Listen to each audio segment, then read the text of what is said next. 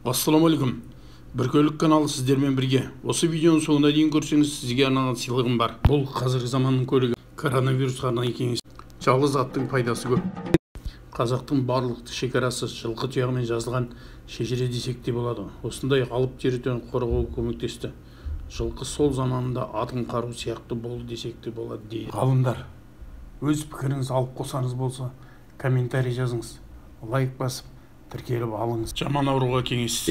И возьмите лук или чеснок, размельчите его, как для жарки, добавьте стакан, налейте чуть-чуть воды и расставьте по своему дому. Машина сынса далада қаласыз, біреуден көмек сұрайсыз. Ал жылқы сізді далаға тастамайды. Тарихтан мәлімет.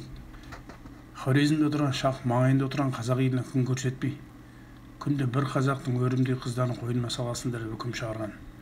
Осыны естіген Кенесары хан атты әскерімен 2000 жыл километр ара қашықтықты күн түн демей 6 күнде жүріп өтіп, шахтың басын алып, елін тізе бүктіре білді. Енді мында қараңыз, сіз ойлайтын шығарсыз, машинаның құны аттан бәрібір қымбат деп.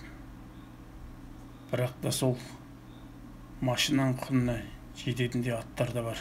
Білікті ат билерінің айту бойынша қара ат төзімді, ару сырқауға шыдамды келеді екен.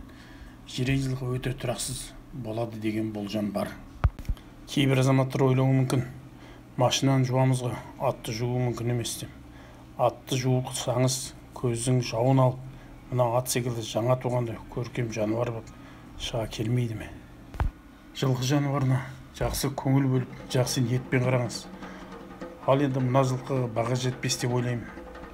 Естісін қалай түсінеді, музыканың ырғағымен билейтінін көрсеңіз, билеп сәлем де салады. Аталарымыз айтқандай, жақсы аттың артынан құнан ереді, жақсы жігіттің артынан ұлан ереді. Ал енді еретін азаматтар болса, келесі видеоны өткізіп алмас үшін тіркеліп алыңыз. Келесі видеода қандай көлікті сипаттағанды қалайсыз? Комментарийге жазып отырыңыз.